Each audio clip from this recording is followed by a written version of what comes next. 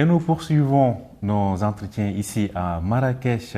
Et à présent, nous avons le plaisir de recevoir son Excellence Hassan Adoum Bakhit Agar. Excellence, je rappelle que vous êtes l'ambassadeur du Tchad au Maroc. Vous avez pris vos fonctions il y a de cela 3 mois. Soyez les bienvenus sur Médien TV. Merci beaucoup. Alors, Excellence, vous avez participé, à l'instar des ministres que nous avons reçus ici, à cette première réunion ministérielle. Vous avez représenté le Tchad parce que le ministre tchadien des Affaires étrangères a été empêché pour des raisons d'agenda. Mais le Tchad adhère pleinement à cette initiative. Alors, après cette réunion de Marrakech, quelles en sont vos premières impressions? D'abord, avant de vous donner mes impressions, j'ai été la semaine dernière aussi, j'ai conduit donc une délégation tchadienne composée d'hommes d'affaires, la chambre de commerce, le patronat, et puis tous les hommes d'affaires intéressés par le transport de matériel, le transport des matières premières à l'extérieur comme à l'importation. Et nous, on a visité le port en construction de Dakhla. J'avoue que j'étais agréablement surpris et de voir un projet gigantesque, important, qui est managé à 100% par des Marocains, sur toutes les chaînes. Et on m'a dit que dans ce projet, il n'y a pas un seul étranger. J'étais vraiment agréablement surpris, parce qu'avoir l'importance de ce projet pour la conception, le développement, la construction est managé par des Africains, donc des Marocains. C'est un agréable plaisir que l'Afrique commence vraiment à se réveiller.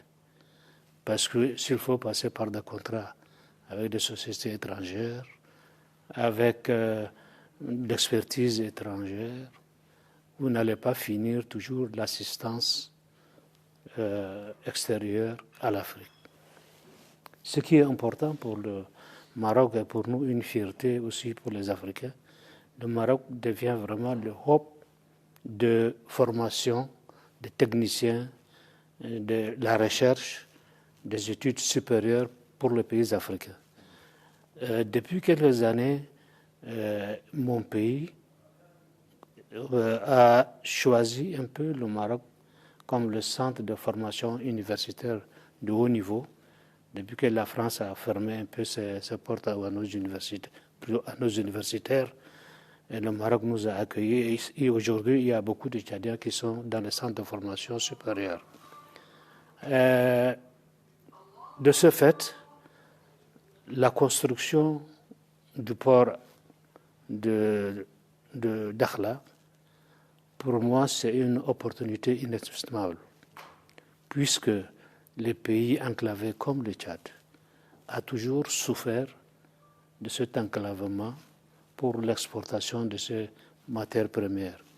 Je parle par exemple du coton à l'époque.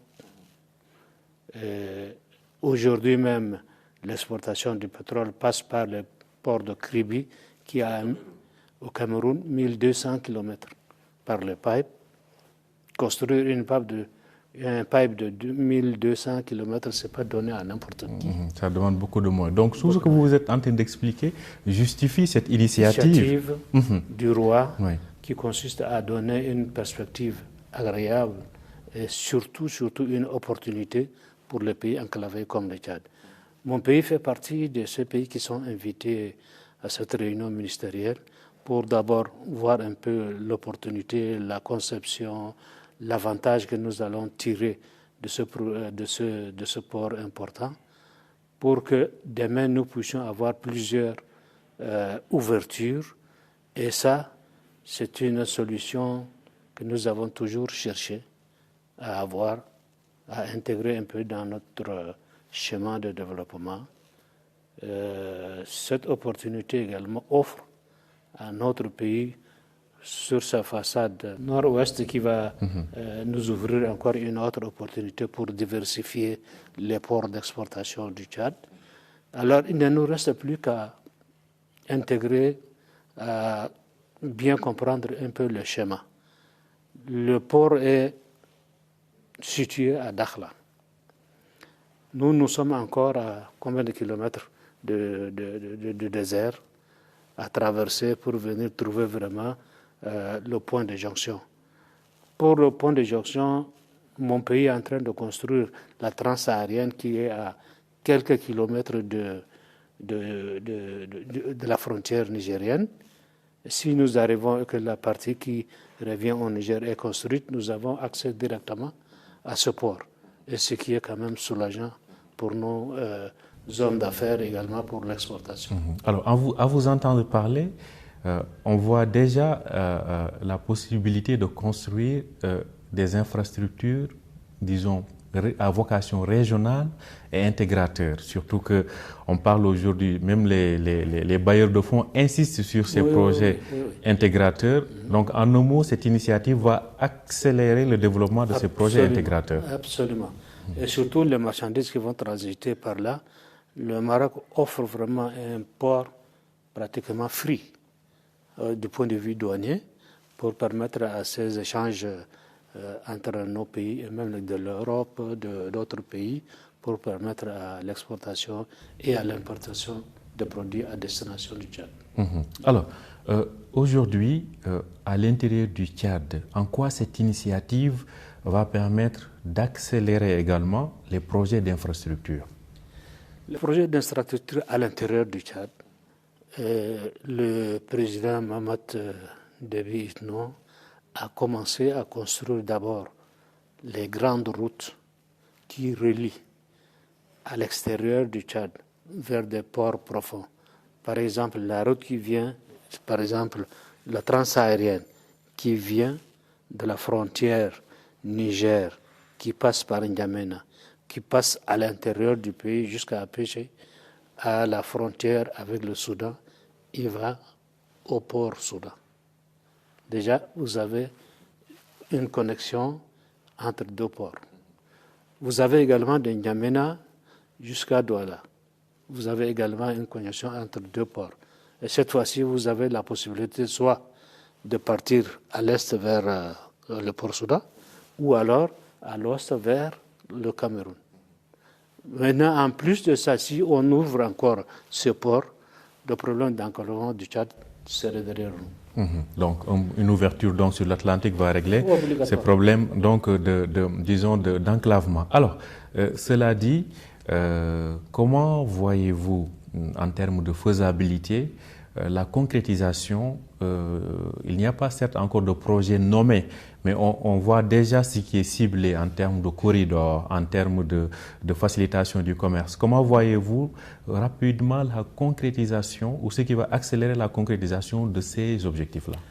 Mon frère, à partir du moment où vous avez un port qui est déjà construit par le Maroc, maintenant les connexions, c'est-à-dire le corridor qu'il faut voir pour connecter les différents pays enclavés que vous avez interviewés ici, les ministres, ça se fait très rapidement. Parce que la conception d'un projet, si elle est lucide, elle est compréhensive, facile à comprendre, l'argent ne fait pas défaut. Et aussi, ils cherchent vraiment à rentabiliser leurs ressources. Leurs investissements. En tout cas, quand on voit le projet donc, du gazoduc atlantique, qui est un projet transnational, je pense que l'Afrique aussi peut-être est dans cette logique de s'inscrire dans une dynamique de projets transnationaux. Alors, une dernière question, Excellence. Vous venez de prendre fonction au Maroc depuis 3 mois. Comment jugez-vous la relation avec le Maroc et comment comptez-vous la développer? Je suis agréablement accueilli dans un pays qui est accueillant, très ouvert et je dirais même tout ce qu'il faut pour redynamiser une coopération bénéfique entre le pays accrédité et le pays accréditeur. Dans ces conditions, moi je me trouve vraiment parachuté dans un pays que je dirais idéal pour moi, Et également, le Maroc est également un pays qui parle l'arabe. Moi-même, je parle les deux langues, l'arabe et le français. Je me trouve vraiment dans un océan humain de coopération, de redynamisation et puis de concertation avec des amis marocains que j'ai très bien apprécié leur accueil et également nous allons pérenniser cette coopération dynamique. En 2 mots, quels sont vos objectifs de façon... On n'a pas encore tout à fait vu les repères importants de cette coopération. Moi, je pense que, comme je disais tout à l'heure, le Maroc est vraiment le pays le plus important pour la formation supérieure des cadres tchadiens. On va peut-être discuter sérieusement avec les responsables marocains pour redynamiser ce volet-là. Deuxièmement, sur la coopération bilatérale, avec le Maroc, nous avons déjà une grande cimenterie à N'Djamena qui couvre pratiquement, je dirais, 60% ou 70% de la demande. Des besoins du pays. Des besoins du pays. Et ça, quand même, c'est important. Même au besoin, s'il faut encore multiplier la capacité, ce serait possible. Et le Maroc également a déjà donc acquis la téléphonie mobile avec Tigo, qui vient d'être de passer le capital marocain. C'est aussi important. Je pense que sur les infrastructures et sur le commerce, parce que les hommes d'affaires qui viennent ici veulent acheter beaucoup de marchandises pour aller vendre chez eux. Le transport coûte cher. Il n'y a pas de voie. Vous savez aussi maintenant, à traverser le Sahel, les bandits qui écument vraiment cette zone nous renchérissent encore davantage les marchandises. Comment trouver une solution justement pour éviter ce genre de perte d'efficacité. Donc voilà. Un ensemble en tout cas de solutions qui peuvent être trouvées à travers cette coopération. Merci à vous. Merci. Hassan Adoum Bahit Agar. Je rappelle que vous êtes le nouvel ambassadeur du Tchad au Maroc. Merci d'avoir accepté notre invitation. Une invitation à l'occasion de cette première réunion ministérielle ici qui s'est tenue à Marrakech et qui a réuni en plus du Maroc, le Burkina, le Mali, le Niger et le Tchad. L'objectif est de voir comment concrétiser cette initiative royale lancée, donc annoncée le 6 novembre dernier à l'occasion du 48e anniversaire de la Marche verte. Merci à vous aussi de nous avoir suivis et très bonne suite de programme sur Média.